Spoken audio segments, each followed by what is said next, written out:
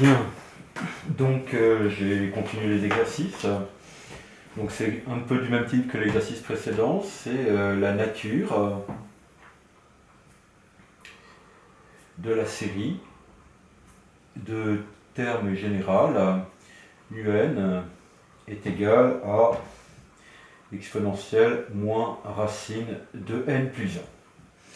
Bon, donc comme précédemment, la première chose qu'on regarde, c'est est-ce que le terme général un tend vers 0. Donc ici c'est à peu près évident, hein. On peut dire que quand n tend vers plus l'infini, donc racine de n plus 1 tend vers plus l'infini, donc son opposé tend vers moins l'infini, et l'exponentielle de quelqu'un qui tend vers moins l'infini, ça tend vers 0. Donc un tend vers 0 quand n tend vers plus l'infini. Bon, bah ok, donc je ne peux rien dire, hein, c'est la propriété si la série converge, alors le terme général tend vers 0. Bah voilà, elle ne me permet pas d'avancer plus que ça. Alors, on peut ensuite tenter d'utiliser le théorème de comparaison et ses corollaires. Donc, pour pouvoir appliquer le théorème de comparaison, il faut avoir affaire à une série de termes généraux positifs. D'accord. Donc, on constate que ici, quel que soit n un entier naturel, bon, bah, un est bien défini, hein, n plus 1 ça existe, n plus 1 c'est donc supérieur ou égal à 1, donc la racine existe, et donc l'opposé de la racine également, et l'exponentielle également. Donc un existe, et donc c'est une exponentielle, donc c'est toujours un nombre réel qui est strictement, qui est positif ou nul. En fait, on peut même dire qu'il est strictement positif, mais je n'ai pas besoin de le dire à ce niveau-là. Donc, on peut appliquer le théorème de comparaison, mais également n'importe lequel de ses corollaires. Donc, il y a un des corollaires du théorème de comparaison qui est le suivant. C'est si, quel que soit n appartenant à n, on a 0 qui est plus petit que n et 0 qui est plus petit que Vn. Si un est un petit taux de Vn en plus l'infini, je préciserai ce que ça signifie à l'instant si vous l'avez tout à l'heure si vous l'avez oublié, d'accord. Alors, si la série de termes généraux Vn est convergente, alors la série de termes généraux un est également convergente. D'accord. Comment ça s'utilise? Ben, c'est comme d'habitude, là, il n'y a pas tellement de possibilités. Enfin, s'il y en a deux, bon, on peut l'utiliser dans le sens direct. On a une série de termes généraux un à étudier.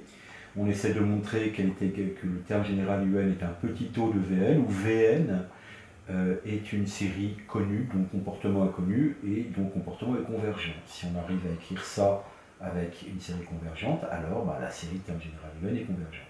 Mais on peut aussi l'utiliser dans l'autre sens, où ça sera a priori relativement rare d'avoir l'utilisé dans l'autre sens.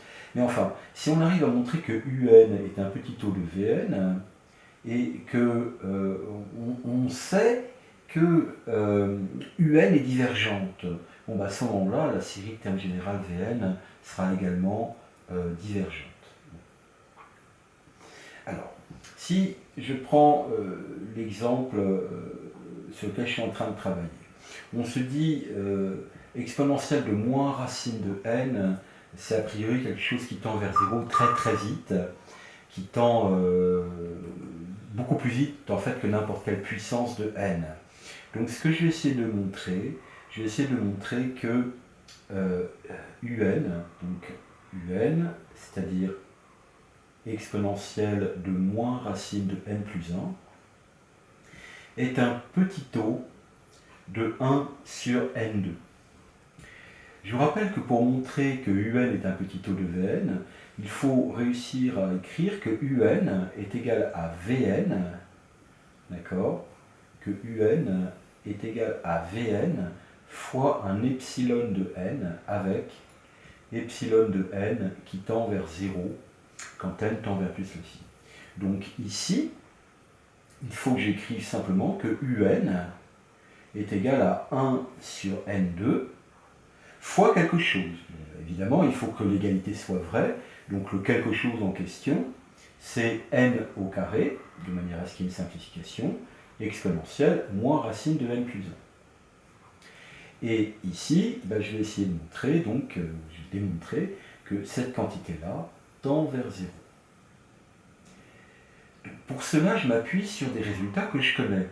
On sait très bien que la limite quand t tend vers plus l'infini de exponentielle moins t sur t puissance alpha, elle vaut toujours 0. C'est les théorèmes de puissance comparée.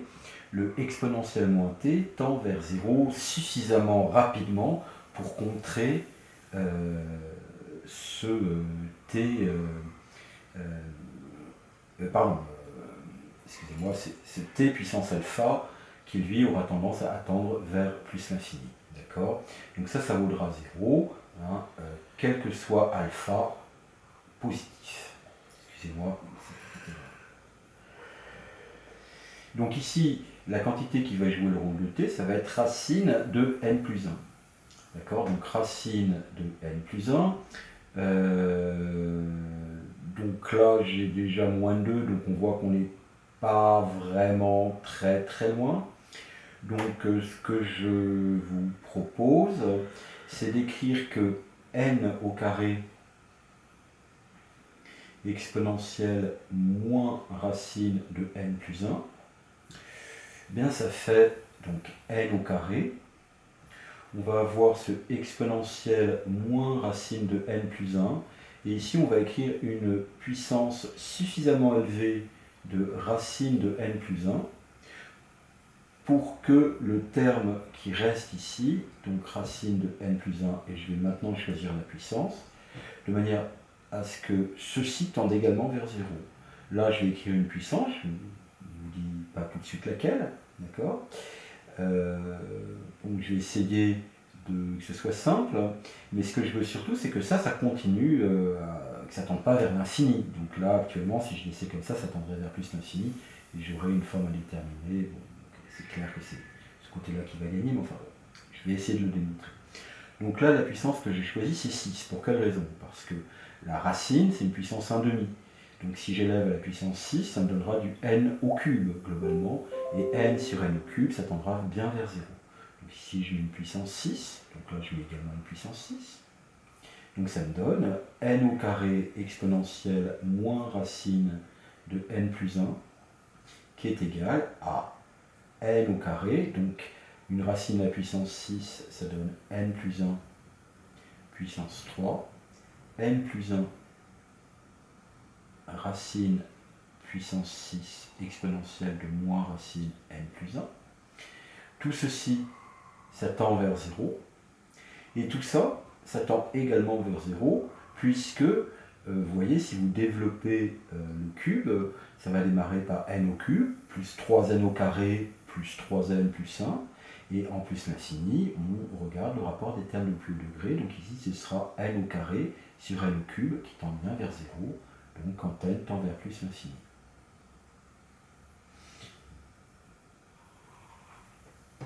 Bien, donc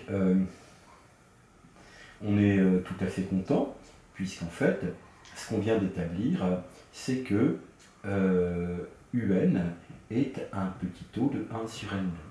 Et donc on peut finalement conclure, hein, on a montré que UN est un petit taux de 1 sur N2 en plus l'infini. Je sais que quel que soit n appartenant à n, UN est positif. 1 sur N2 est également positif. Et enfin, la série de terme général 1 sur N2 est convergente. Alors ça c'est un résultat de cours, je vous rappelle le résultat, c'est une série de Riemann, c'est la série somme des 1 sur n puissance alpha. Elle peut avoir deux comportements, elle peut être convergente si alpha est strictement supérieur à 1 et elle est divergente si alpha est inférieur ou égal à 1. Donc ici le alpha vaut 2, donc c'est une série convergente. Ces séries-là s'appellent les séries de Riemann.